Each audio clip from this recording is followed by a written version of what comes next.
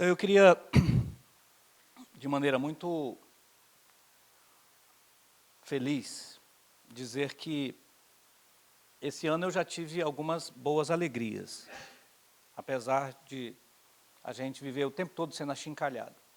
Uma delas é, 25 anos depois, eu ser reconhecido como alguém que ajudou a um grupo de professores e professoras lá no município de Sena Madureira a serem bons educadores. Então, eu voltei lá e fui homenageado por isso.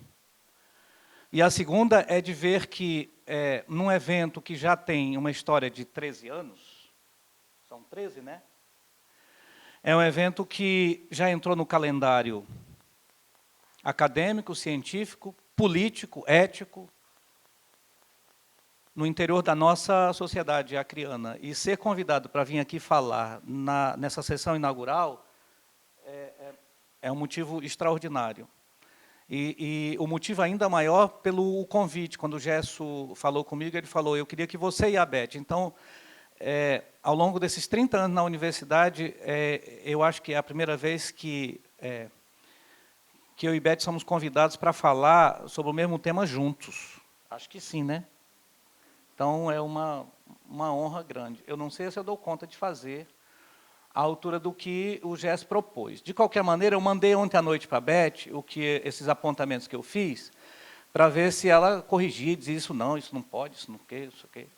E ela não fez nada, mas também porque já era muito tarde da noite, era quase 1h da manhã, então... a gente dorme. Eu segui o tema, eu acho que... Foi muito feliz quem disse que o Futurice ele é uma espécie de fatura que a gente vai pagar, e vai pagar um preço muito pesado por isso. É uma fatura que fratura e que aniquila a universidade pública que a gente... Então, com isso eu queria dizer, fratura e aniquila a universidade pública que nós sempre desejamos e nunca alcançamos realizada, nem em 88. Nem em 88. Então, repara que drama, Gesso, ó. Um dia a gente sonhou com uma universidade pública, batalhamos por ela, fomos à Constituinte, disputamos, essa daqui acompanhou, com seu projeto de mestrado à época. Fomos à Constituinte, disputamos lá, e em 88 a gente conseguiu o possível. Mas ainda assim, essa universidade que emerge da Constituição de 88, que a gente chamava de a universidade que restou possível, ainda assim essa universidade de 88, nunca ela se constituiu de fato e de direito na sociedade brasileira. Porque ao longo desse tempo todo, ela sofreu duros ataques e ela foi absolutamente destruída por dentro, porque ela nem saiu do papel. Então a gente tem, olha, uma universidade no papel, uma universidade que na prática desses anos todos vem galgando e nesses últimos tempos sendo desmontada, e ela se encontra agora exatamente recebendo a última pá de cal. Aí, isso é uma coisa interessante. A segunda coisa é o seguinte, o problema é que tem gente teimosa demais dentro das universidades. Gente teimosa como vocês, como a gente que está aqui. Essa teimosia da gente faz com que a gente tenha, por exemplo, um evento como esse, que se eu fosse pedir e os meninos tivessem condições de dizer, ele custa muito pouco para a universidade. Um evento como esse custa muito pouco para ser mantido dentro das universidades. Mas atividades como essa, atividades de ensino, pesquisa e extensão, que se articulam nessa indissociabilidade, como é um programa, realizar um evento, congregando estudantes de todos... Isso custa muito caro, e isso não vai ser mais possível fazer na universidade futuricizada, fraturada, faturada, liquidada, que o Futurice aponta. Então, é por aí que eu começo a minha fala. Eu bisbilhotei alguns apontamentos de uma fala que muitos de vocês assistiram, o Sávio está lá atrás, ele assistiu, alguns de vocês lá na DUFAC, e eu queria compartilhar com vocês, que eu achei que foram algumas coisas importantes. Então, pode ir lá? Não, volte. Eu acho que eu queria marcar o começo da minha fala a partir daí. Para mim, assim, o Futurice, ele é um pacote, literalmente um pacote, do capital financeiro para implementar a mercantilização da educação, que sempre foi considerado um serviço e não um bem social. Acho que isso é o ponto central que talvez sirva para o norte da nossa conversa. Nesse sentido, se eu estou dando isso como mote, é o segundo ponto, vai lá.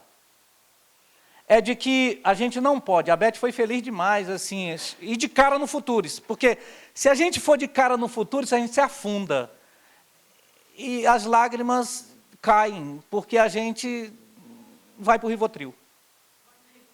Vai para o Rivotril. Porque se a gente for de cara no Futuris, a gente não vê futuro. E aí, nesse sentido, que eu queria chamar a atenção para dizer o seguinte, há um processo longo que se arrasta para a gente entender esse conjunto de coisas que a Beth já falou, e só queria, assim, ó, tem uma disputa, claramente, no nosso país, entre esse caráter, se a universidade é pública, se a educação deve ser pública ou privada. Essa disputa é fundamental para a gente entender como é que, ao longo desse tempo, o nosso país, alinhado a essa arquitetura do capital internacional, estabelece para a gente, é preciso que a educação passe por esse aparato modernizante. Essa espécie de modernização implica com que a gente tenha isso. E aí, nesse sentido, é necessário que a gente alie duas coisas, o econômico com o político, fazendo com que a gente tenha cada vez mais a emergência de as políticas neoliberais, as políticas de ajuste neoliberais. Acho que isso é fundamental para a gente entender. Aí, se vocês olharem isso, vocês vão ver claramente o que eu vou dizer aí adiante, na próxima. Que é o seguinte, ó. Isso é um lugar comum. Não tem ninguém nessa sala. Se tiver uma pessoa, levante a mão, que ainda não escutou isso daqui, eu dou um doce. Repare, toda essa política de ajuste fiscal, da questão do ajuste justo, não sei se vocês se lembram de 2007, do Banco Mundial, ela preconiza essas medidas. Ó, o Estado precisa ser desonerado. É preciso a gente mercantilizar as políticas públicas. É preciso a gente investir muito nessas parcerias público-privadas. E eu ainda digo mais, esse investimento nas parcerias público-privadas, na história do PPP, quem sai perdendo é o último P. As parcerias privado-pública. Por quê? Porque o público é que sai perdendo, porque é como se você pensasse, um dia eu disse isso, as pessoas ficaram pensando assim, é a história de você diluir o público na privada. Literalmente, diluir o público no privado. Sacaram? E o outro elemento é necessário você reestruturar o setor produtivo para ele alcançar mais rendimento, para ele ser mais rentável. E aí isso tem a ver com a reconfiguração do mundo produtivo, do mundo do trabalho. E aí, olha, esse modelo tem que ser num Estado conservador. Essas medidas não cabem dentro de um Estado democrático, ainda que a gente nunca tenha vivido, de fato, a democracia. A gente vive num processo desde a reabertura, num processo de democracia liberal, burguesa, representativa. Ainda assim, nesse modelo não cabe, por isso que a gente tem que encontrar uma forma que favoreça. É por isso que a novidade que a Beth disse é que é preciso você carregar com o conservadorismo, é preciso você apontar para um Estado baseado nesse elemento para você alcançar essas medidas com mais facilidade. Eu não sou nenhum cientista político, mas eu quero acreditar que o cenário está sendo preparado no Brasil para a gente acirrar ainda mais. É como se o governo estivesse esperando que a gente fosse rapidamente para as ruas, para ele poder jogar a polícia em cima da gente e justificar um Estado, inicialmente um Estado, assim, como a gente está vendo ali no Chile, mas o governo aqui, ele quer ser inédito até nisso. Ele rapidamente, e não é à toa que o 01, 02, 03 reproduz o AI-5, aí isso tem um elemento importante. Então é preciso um Estado conservador para alcançar isso. Então, adiante. Então, repara, ó, quais são as bases do Futuris? As bases do Futuris não estão aí. É por isso que eu acho, sabe, Beth, que não é o governo Bolsonaro que projeta o Futuris, entendeu?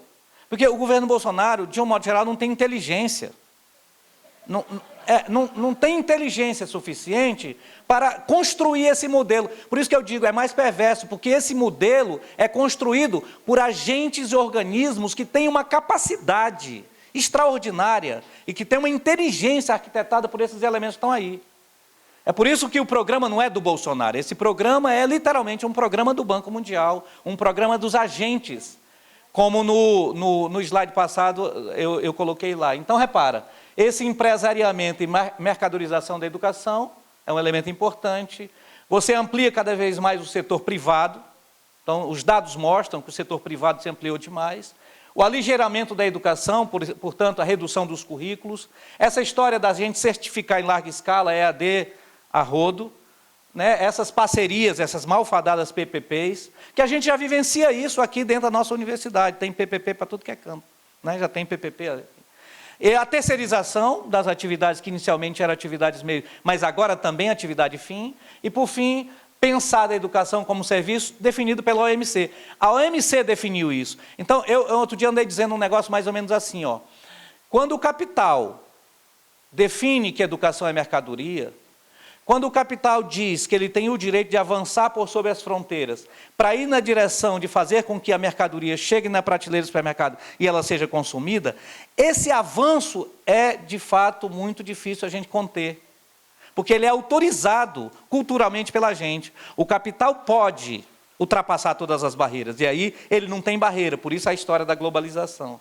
O problema é que as barreiras a esse avanço do capital são as resistências localizadas aqui e ali e acolá, dependendo da nossa força. Então, essas são as bases estruturantes do Futuris. Adiante.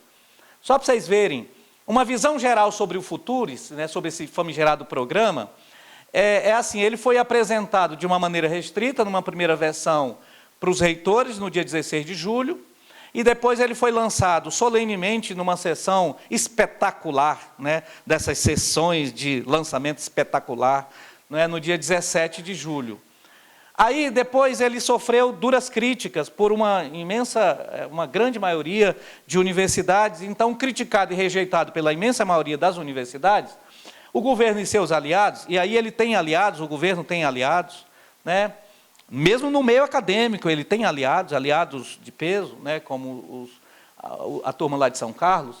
O governo reapresentou o Futuris numa versão que o Roberto Lé chama... Opa, Beth, ia te dando maldade, né? O Roberto Lé chama-se Futurice 2. Essa expressão é do Roberto Lé, Futurice 2. Porque tem o Futurice 1, né? O Futurice 2, o Roberto chama de Futurice 2, ele foi representado dia 16 de outubro, e ele passou por algumas alterações que animou muita gente. Aqui na minha universidade eu faço parte de uma comissão que está animada demais, muito animada. Olha, João, será que isso não é bom? Mas isso eu deixo para fazer o veneno depois. Então, mas o Roberto tem uma expressão que eu acho fabulosa, a Beth viu o texto do Roberto, eu acho, que é o seguinte, ó, o Roberto diz assim, nessa versão, Futurice 2, ficou mantido o mesmo DNA neoliberal expressos na forma dos contratos de gestão. Lembra, na versão anterior ele falava de contrato de gestão, agora ele fala de contrato de desempenho. Desempenho por indicadores de desempenho, que é contrato de gestão, que da frente eu vou falar. Olha, as finalidades lá eram 3, agora foi ampliada para um conjunto de 5 finalidades. Olha, a primeira é propiciar fontes adicionais de recursos, de financiamento. A segunda é incentivar a captação de recursos próprios. Todos vocês aqui acompanham, as universidades têm 2 linhas de financiamento, uma que vem do Tesouro e a outra que ela pode captar em forma de recurso próprio. Com a emenda constitucional, esses recursos próprios, mesmo que a universidade arrecade, ele bate no teto e ele tem que ser devolvido. A nossa universidade devolveu 8 milhões, né? Então, terceiro, viabilizar a destinação dos recursos próprios diretamente para a universidade. Se você desmonta esse sistema, você teria por dentro de uma conta o recurso ficar na universidade para ela jogar no bojo das suas atividades e o seu financiamento ficar garantido. Anunciado, mas vocês vão ver que é um engodo, é uma mentira, uma falácia. A quarta coisa é incentivar o desenvolvimento científico, a pesquisa, a capacitação científica e a tecnológica e a inovação. É bonito, né, essa expressão, vou dizer. De novo, desenvolvimento científico, a pesquisa, a capacitação científica e tecnológica e a inovação. E o quinto é fomentar a visão empreendedora, empreendedorismo, né? E a sexta é estimular a internacionalização. Isso é o que está no bojo do programa, no seu artigo 1º. Essas são as suas finalidades. Para que o programa seja estruturado melhor, o governo estruturou ele apenas em 3 eixos. É engraçado, né? Porque se são 6 finalidades, Os eixos do programa, o governo desconsidera todos aqueles elementos que estão ligados ao financiamento, a forma de gestão, a forma de financiamento dos recursos da universidade. Aí o programa se estrutura somente nesses 3 eixos: pesquisa, desenvolvimento tecnológico e inovação, famigerado empreendedorismo e a internacionalização. Pode passar. Só que tem um problema, gente. A participação no programa, que antes era por adesão, sabe assim? Era por adesão antes. O governo tirou, nessa versão ele botou, a participação fica condicionada. Ele usa essa expressão, condicionada à celebração de contrato de desempenho. Contrato de desempenho que o governo diz que vai ser nos moldes daquilo que a Constituição de 88 estabeleceu no artigo 37. Que o Roberto Lé faz a melhor análise que eu já vi feita. O Roberto Lé, não sei se vocês todos sabem de quem nós estamos falando. Roberto Lé não é só um autor que a gente se refere sempre quando fala da universidade. Roberto Lé foi nosso presidente do nosso sindicato, do ANDES, Sindicato Nacional. Assim, ó, antes de eu falar, eu devia ter falado para vocês assim, de onde é que eu falo? Que talvez seja bom, porque tem muita gente aqui que nunca nem me viu. Do lugar de onde eu falo como um professor da universidade há 30 anos, falo de alguém que desde quando entrou na universidade em 88 já foi para o sindicato de professores, e eu falo de um sindicato nacional alinhado à CSP com lutas, falo de um sindicato que desde muito tempo luta em defesa da universidade pública gratuita. E eu falo de um lugar que defende a universidade pública baseado num conjunto de elementos que depois eu posso compartilhar com vocês, mas democrática, autônoma, livre, socialmente referenciada, não é? É a partir daí que eu falo. Então, é por isso que, se eu falo desse lugar, eu jamais poderia nem conceder a possibilidade de pensar que tem alguma coisa boa nesse famigerado programa. Mas aí eu falo como sindicalista. Eu fui nas assembleias de centro aqui na universidade, e as pessoas dizem: João, eu não quero mais te ouvir não, porque você fala como sindicalista, comunista, mas eu não posso falar de outro lugar, eu não sou banqueiro.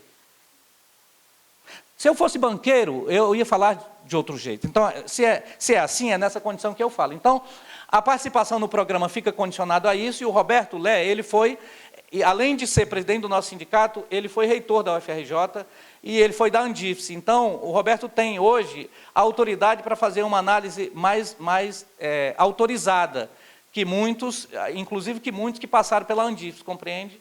Então, o problema é que esse contrato de desempenho, esse contrato de desempenho é assim: a gente estabelece um contrato de desempenho, tem indicadores, que a universidade junto com o MEC vai celebrar, e esses indicadores vão ser instituídos a partir do MEC, de comum acordo com as universidades, e as universidades só vão poder gozar de benefício. Sabe aquela história? Eu te convido, e aí eu te convido para fazer um contrato, a gente contrata entre nós, mas você não tem clareza do que é que você vai ganhar. Você tem clareza do que é que você vai perder, mas você não tem clareza do que é que você vai ganhar. Porque o contrato diz lá, tem uma contrapartida. Qual é a contrapartida, gente? É a concessão de benefícios especiais.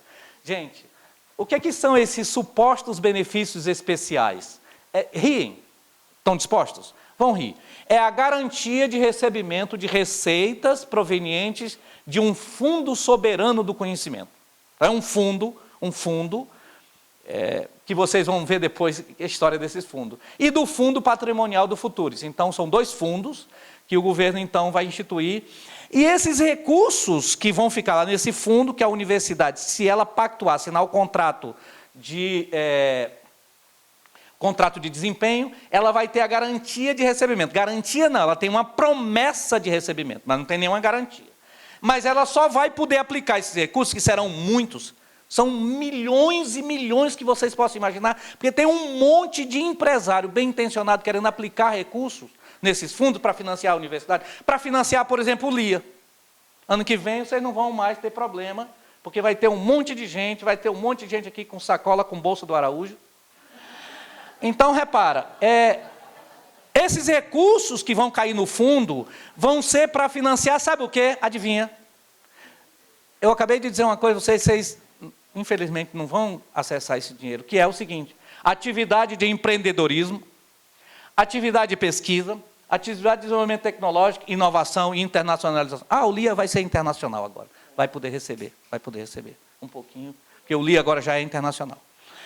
Para a universidade executar esse programa Futuris, ela vai ter que celebrar contratos com 2 entidades. Pasme.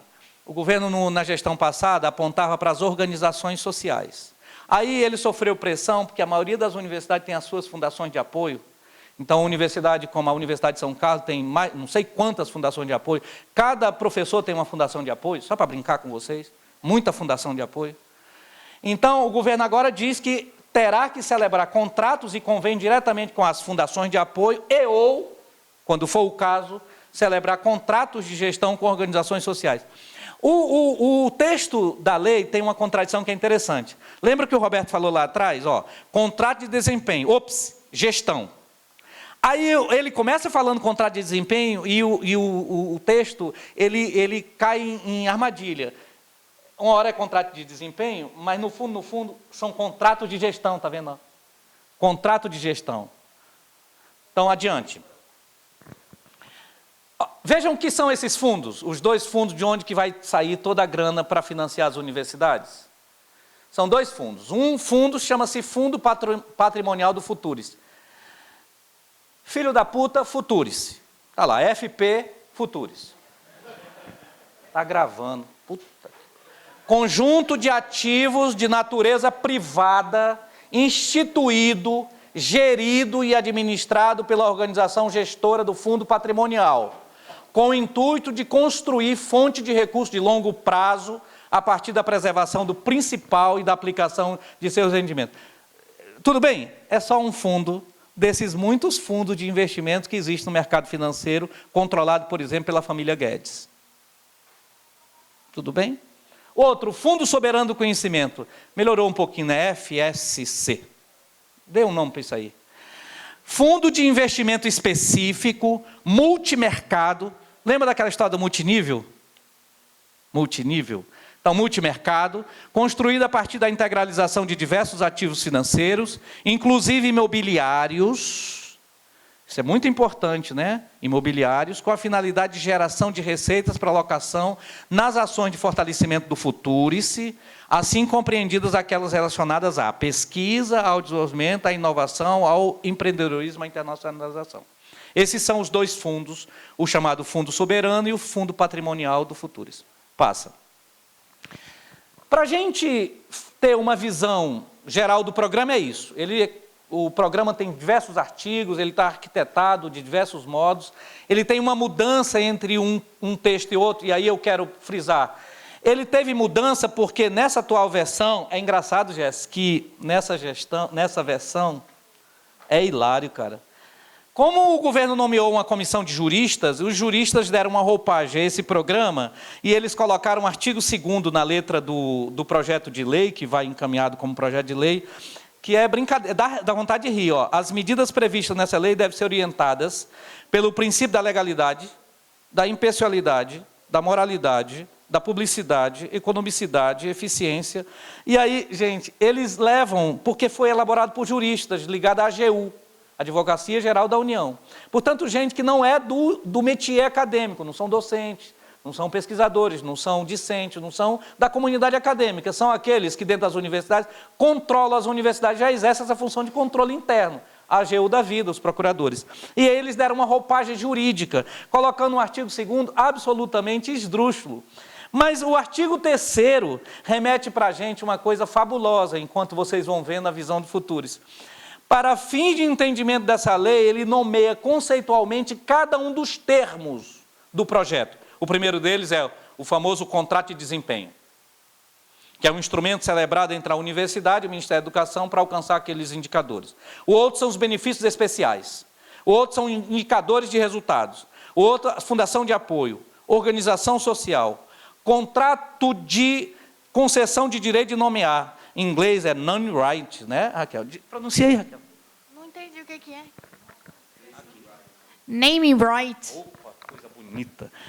É um nome em inglês para dizer o direito de nomear. Então, por exemplo, aqui esse espaço da pós-graduação, do LIA, podia ser batizado assim por quem? Vamos dar o nome para um grande investidor que vai trazer dinheiro para quem? Adem Araújo. Só para fazer propaganda do Adem. Então, pesquisa, desenvolvimento tecnológico na área do PDI, né? Sociedade de propósito específico. É uma sociedade de propósito específico. Essa sociedade de propósito específico é um negócio fabuloso, assim. Vamos juntar eu, Jorge, você, nós três, vamos montar uma sociedade de propósito específico, vamos juntar um monte de estudantes empreendedores, vamos montar uma espécie de organização, sociedade de propósito específico, e vamos ganhar dinheiro. Com aquilo que nós temos de capacidade instalada, sociedade de propósito específico. Startup, comunidade... Engraçado, o programa nomeia a expressão comunidade acadêmica e é um negócio bonito a forma de nomear a comunidade acadêmica. Jéssica, escuta. Coletividade constituída pelo corpo docente, pelo corpo discente e pelo corpo técnico-administrativo, diversificado em função das respectivas atribuições e unificados no plano comum dos objetivos da universidade. Isso é como eles descrevem a comunidade acadêmica. Internacionalização, tem um conceito. Dupla titulação, os programas vão poder fazer dupla titulação, os programas vão fazer cotutela, né? Então, os programas vão fazer titulação conjunta, o programa tem os 2 fundos, que a gente já disse, esses são os conceitos que estruturam os eixos do plano. Numa visão geral, é isso. Agora, se a gente... Volta lá, só volta um pouquinho.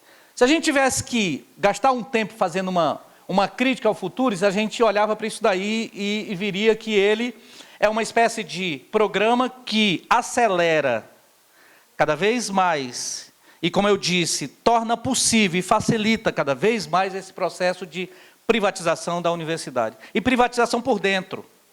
2, ele incentiva essas parcerias onde o público fica diluído no privado.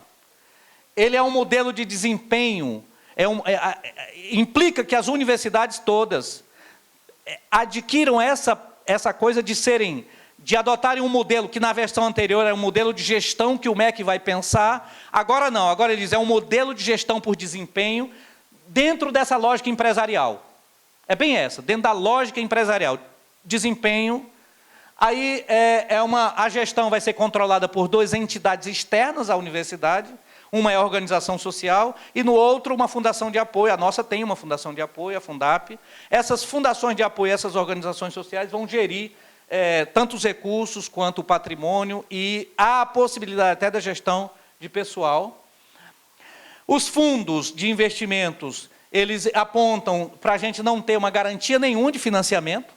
A gente tem uma espécie de ilusão que, uma vez o dinheiro chegado nos fundos, vão ser repassados para as universidades. E aí, com isso, gente, só a crítica mais fundante é essa. É cada vez maior esse processo de desresponsabilização do Estado com o ensino superior público. O Estado está dizendo o seguinte, como a universidade é onerosa, como o gasto é muito elevado, e o retorno que vocês dão, realizar um evento como esse, o retorno qual que tem? Quantos pedreiros vão sair daqui? Nenhum, então nós estamos precisando de pedreiro. Então repara o que acontece. Cursos nas áreas, como é o meu caso da filosofia, são cursos que não vão encontrar lugar para receberem financiamento permanente e a gente vai ficar sujeito a essas possibilidades, de vez em quando a gente se agarrar ali e acolá. Há um processo cada vez mais acelerado da meritocracia, né? E, por fim, o programa não foi constituído a partir de nenhuma base, nenhum estudo da realidade. Adiante. Ele invisibiliza alguns sujeitos dentro da universidade, veja que não tem nenhuma coisa que fala na direção dos técnicos. Pelo contrário, os técnicos vão poder ser contratados pela Fundação de Apoio ou pelas OS. Portanto, a história de que você vai substituir a possibilidade de concurso público. Então, a gestão do patrimônio vai ser feita pela iniciativa privada.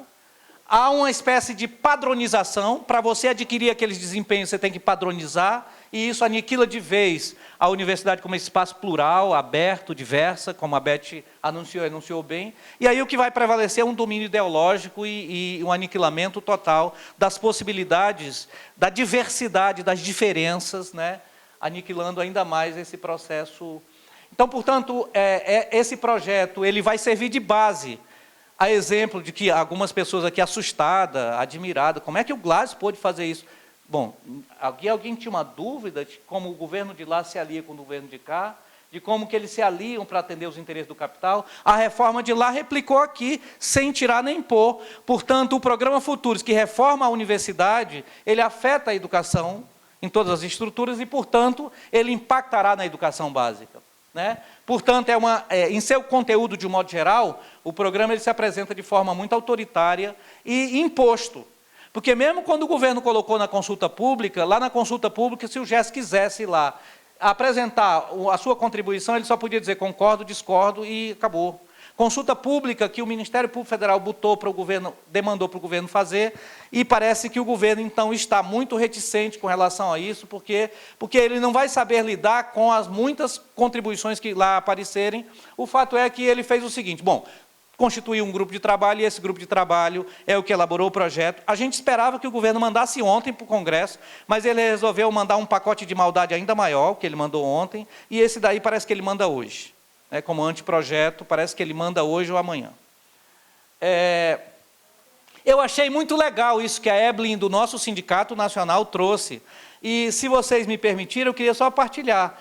O que constitui mitos e o que constitui verdades? Um deles é esse, que o investimento privado no ensino e na pesquisa pública. Então, é uma brincadeira. Há muito investimento privado no ensino público. Isso é verdade. Mentira. A tradição do empresariado brasileiro no investimento e na pesquisa, eu vou mostrar para vocês uma fala do saudoso Florestan, e a outra é que, se vocês olharem investimento versus captação de recursos, vocês vão ver claramente que isso tudo é um engodo, né? A produção brasileira do conhecimento, que a despeito da gente dizer que a gente não produz, vocês vão ver adiante. Portanto, o que é uma coisa muito interessante é que lá no Futuros o governo não tem vergonha de dizer, entre outras coisas, que entre as formas de captação de recursos estará a cobrança de mensalidade. Inicialmente nos cursos de pós-graduação lato sensu, mas abrir a porteira para os cursos de graduação. E depois, quem sabe, os cursos de mestrado e doutorado. Aliás, nesse diapasão, a nossa universidade já está no Futuros, porque a pós-graduação lato sensu aqui já foi autorizada a cobrança de mensalidade. Adiante. Então, repara, o primeiro mito é isso, né? O empresariado estrangeiro investe em educação e ciência e tecnologia. Mentira. Veja, por quê? Está aí o investimento que os Estados Unidos fazem em educação. O governo é 60%. Gente, isso aqui não é fake news, não. Tem crédito quem elaborou isso aí. Os colegas, professores vinculados ao sindicato, sério demais, que fazem pesquisa, então fiquem à vontade para olhar para isso daí e ver que isso é ciência, não é fake news, não. O governo, 60%, os fundos da universidade, 25%, as organizações sem fim lucrativo, 6%, as empresas, 6% e outros 3%. Isso é dado de 2018. Então, é um mito dizer que nos Estados Unidos, quem mais investe em pesquisa nas universidades é o setor privado. Está aí o setor público, governo. O próximo. Olha, na União Europeia, 77% é o governo. E aí diminui ainda mais, né? As empresas só 6% e os fundos da própria universidade 3%. Adiante. Outro mito. O empresariado brasileiro quer investir em educação em ciência e tecnologia. Está todo mundo esperando para investir em ciência e tecnologia nas instituições públicas. Veja por quê que é mentira. A fala do Florestan é de 75, de uma obra dele de 75. Veja como ela é dramaticamente atual. Saudade do Florestan. Se ele tivesse vivo agora, ele ia ser chamado de esquerdopata. Ele diz lá, entre outras coisas, ele fala que o padrão de hegemonia burguesa anima uma racionalidade extremamente conservadora, na qual prevalece o intento de proteger a ordem, a propriedade individual, a iniciativa privada, a livre empresa e a associação dependente, vistas como fins instrumentais para a perpetuação do superprivilegiamento econômico, social e político. Portanto, dizer que a nossa elite ela é conservadora e ela conserva exatamente os seus interesses econômicos, privados. Ela não tem interesse em apoiar ciência e tecnologia, eventos no campo da cultura, da ciência, das artes, da filosofia, então. Então, isso é a fala do Florestan. O próximo. Então, vocês vão ver agora com dados. Ó. É muito interessante, das 1.000 empresas que mais investem em pesquisa e inovação no mundo, somente 4 são brasileiras. Engraçado, né? O leilão ontem do pré-sal, a Petrobras foi lá e... Alguém aqui, em sã consciência, o Sávio acho que sabe explicar, que o Sávio é sabido. Como que pode a Petrobras, que estava quebrada, ontem no leilão do pré-sal, arrematar aquele lote com aquele volume extremamente grandioso de dinheiro? Não parece uma falácia dizer que a Petrobras está quebrada, né? Repare, a Beth... Oh, meu Deus. Comunista falando em Deus. Então, esses são dados, passa adiante. Passa adiante.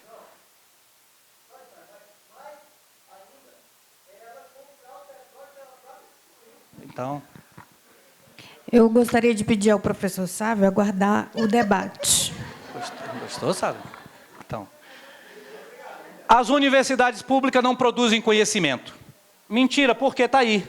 Adiante vocês vão ver. Só 19% dos cursos de pós-graduação é da iniciativa privada, 81% é da rede pública, 43% entre as instituições brasileiras que mais produzem trabalho científico, 43 são universidades públicas. Tá certo? Apenas uma é privada. São dados publicados, né? Adiante. A produção nacional, está aí os dados onde está o Brasil, né? Adiante, que eu acho que tem mais coisa para eu dizer. Pode ir adiante. Então, em síntese, por que nós devemos dizer não ao Futuris? E aí eu me arrisco a dizer, porque é mais um dos muitos pacotes de ajustes neoliberais impostos pelo capitalismo financeiro, que transforma tudo em mercadoria. A educação não é mercadoria e a universidade não é uma empresa. A segunda é porque esse programa força as instituições a submeter-se a um contrato de desempenho com o MEC, que fere frontalmente a autonomia universitária estabelecido no artigo 207 da Constituição. E terceiro, porque não resolve o problema da falta de financiamento. Não resolve porque não garante financiamento público. Ele, além de não garantir, é um engodo, porque ele promete o que ele não vai fazer. Então, as universidades, eu teimo em dizer que elas devem ser mantidas com recursos públicos, geridas democraticamente, garantindo a autonomia dos termos da Constituição 88. Adiante. O programa esvazia o sentido e as funções das instâncias colegiadas das universidades, porque ele introduz entes estranhos à universidade, uma organização social, e traz para dentro das universidades as fundações de apoio do governo, a FHC, e ela traz para dentro da universidade essa história do mercado financeiro através dos fundos de investimento. O programa desestrutura a carreira docente, esvazia a nossa dedicação exclusiva, e aí a gente passa também a ser um professor empreendedor, né? E, por fim, o programa rompe com o princípio da indissociabilidade entre ensino, pesquisa e extensão, esvaziando o seu nexo com o conceito de universidade pública que abre caminho para a sua extinção. Por fim, acho que está aí. O Futuris não pode apagar o presente e o futuro da universidade. Então, além de rejeitar esse pacote do mercado financeiro, que avança sobre as IFES, retirando a sua condição de ser instituições públicas, de caráter público, mantidas prioritariamente com recursos públicos do Estado, é fundamental a luta histórica em defesa da autonomia das universidades públicas. Por isso que a universidade faturada, gostei dessa expressão, a universidade faturada do Futuris, não forma e não cria pensamento. Ela despoja a linguagem de sentido, densidade e mistério, destrói a curiosidade e a admiração que leva à descoberta do novo, anula toda a pretensão de transformação histórica como ação consciente dos seres humanos em condições materialmente determinadas. Eu só trouxe para mostrar a vocês esse texto da Chauí de 99. Eu estava dizendo para a Beth, em 99 a Marilena já estava discutindo como é que a gente saiu de uma universidade funcional, foi para a operacional e nunca alcançou de fato. Então, não abriremos mão de nosso patrimônio público. A universidade não é moeda de troca no jogo de interesse do governo e seus parceiros do mercado, do presente e do futuro. Essa última frase é do manifesto nosso lá do CFCH, que nós até agora fomos o único centro que se manifestou publicamente contrário, publicando uma nota contra o Futuris, e essa última é uma posição lá do CFCH, com o que eu agradeço, que eu acho que não tem mais, deixa eu ver. Não, só para ver se tem mais alguma coisa. Acabou? Era isso, muito obrigado.